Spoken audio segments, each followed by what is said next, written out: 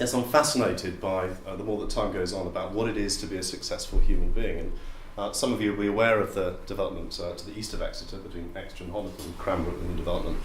And what I'm going to talk about now for just 10 minutes are some thoughts we've had and some work that we're doing as an organisation in the kind of $64 million question for me. There's a huge amount of time and resource and thought that has been put into the physical infrastructure in the development of Cranbrook. Less thought into how is it actually going to work? How do you suddenly place people who have no shared history in an environment and expect them and help and hope that they'll actually operate successfully as a community? So we're really interested in that kind of process. And by way of introduction, the organisation which I formed together with 6 colleagues, naming elephants, from that business expression, the elephant in the room, the big bit that is the major problem that often we kind of skirt around. We're interested in positive change, really. We work at a number of different levels, with individuals, with organisations. I work therapeutically with individuals. I'm also involved in leadership and development coaching as well. But the underlying thing that unites us all is a fascination and a love of learning. So this is an artist's painting of a connection between 2 nerve cells. So as an organisation, what we're really fascinated about is this bit, the connection between the 2. And the kind of conditions then, whether it's individually or organisationally or within a community, that allows those connections to be made so that you can facilitate really good learning. For me, even working therapeutically and clinically, all of my work I consider to be not remedial, health-related work, but about learning. It's about learning to be well and learning to do things differently. And the context of the organisation is based on that fascination around neuroscience, that rapidly developing subject, what is actually going on between your ears. But not just from a mechanical point of view, but what does that mean in terms of being a successful human being? Hence the psychology bit. How do you become well as an individual, with other people, interdependently? And how do you change? How do you learn? Because it's different for different people and different organisations at different points of time.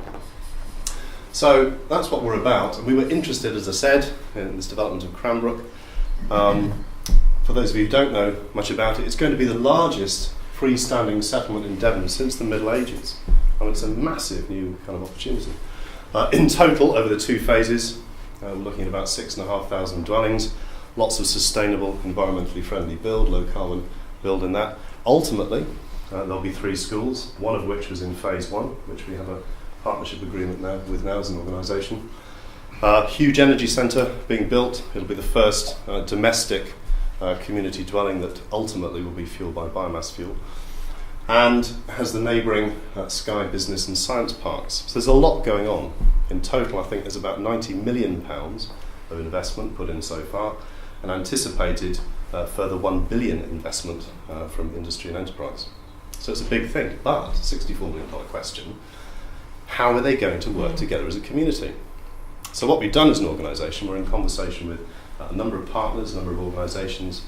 That work is at different stages of development to look at not how we can lead that process, but how we can help facilitate it, how we can enable that process in other people, and how perhaps we can develop a kind of a common language of learning. So the process as an organisation that we work through, we've tried to break it down into set areas, and some of you who were here last year will know a little bit more about some of those areas. So our framework for learning, growth and development is around being clear about emotional needs. We have physical needs as human beings, that's obvious, air to breathe, water to drink. But decades of health and social research have also indicated that if you're going to be successful as a human being, you also have emotional needs which need to be met well. A sense of meaning and purpose in your life, to feel in control of what's going on, connection with the wider community. It's not rocket science, it's common sense. But the evidence is more and more suggesting that if you don't get those needs met well, the instinctive drive to get them met often causes some of the symptoms of dysfunction and illness that we then end up dealing with, the coping strategies of mental ill health that we end up dealing with. So how does that relate to what you do and how you behave, both individually and as part of a group? I think as society, it's a personal view, we've lost sight of the fact that we are interdependent, not independent human beings. And a lot of work is about you becoming independently successful. What about connecting and working with other people interdependently?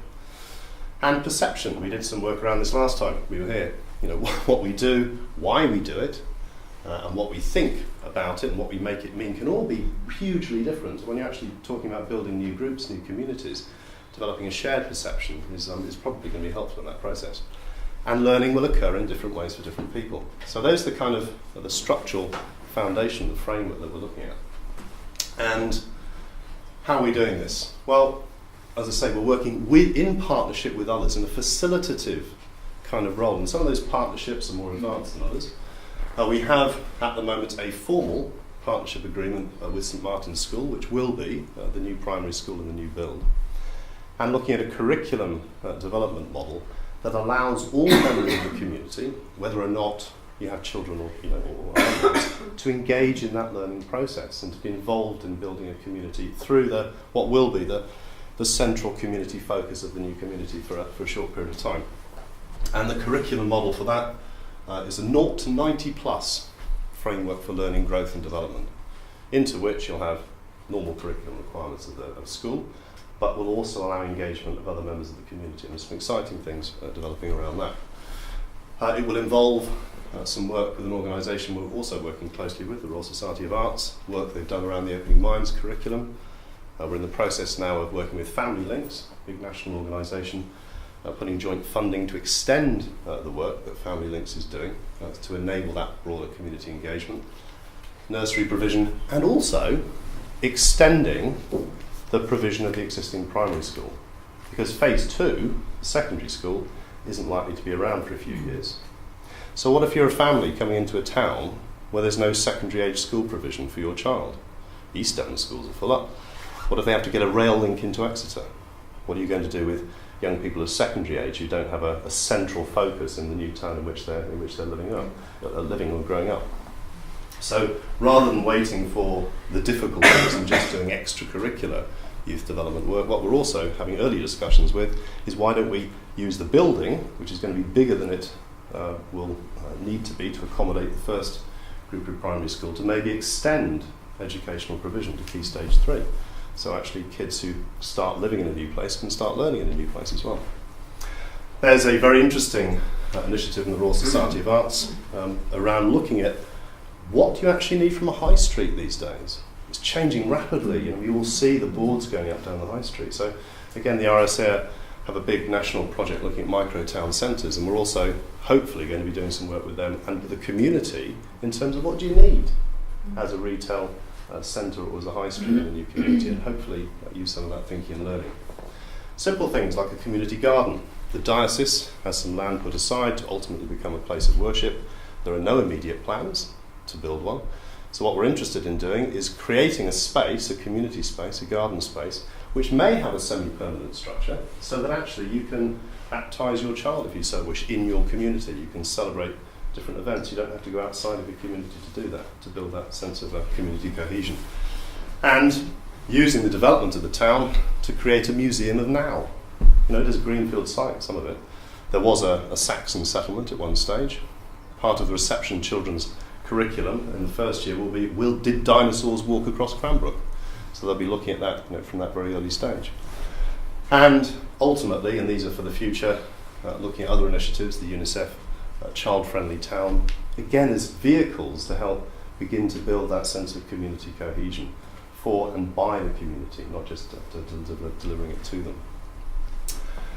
As I say, we're working in partnership with a number of different people in different ways. I've mentioned the primary school, the Royal Society of Arts. Some of the other partners are up there at different stages of development.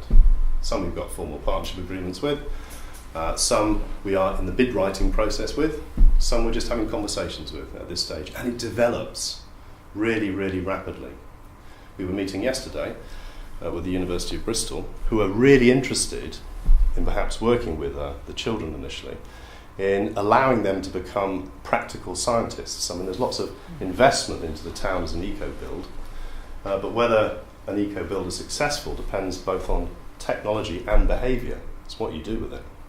And so maybe using the children as part of their curriculum learning to monitor how successful that sustainable build is when people start living there. How sustainably are you living in there? And ultimately, I guess what we're hoping is that we can make a contribution to some kind of template for what a process of successful community development looks like. Because we understand there are up to 200 similar developments on the drawing board at various places throughout the country. What we're trying to do is reflect our organisational ethos, which is this is about asset development rather than deficit management. What can we do by going in a little bit early, with a bit of creative thought, getting people together and developing a sense of ownership around it. But also, and this literally came out of a conversation yesterday with a doctor who has a business in Australia and works in New Zealand, interested, and he's now going to be working hopefully in partnership with us, on how this model might help the redevelopment of cities like Christchurch in New Zealand, where he's already doing some work. So that's really exciting.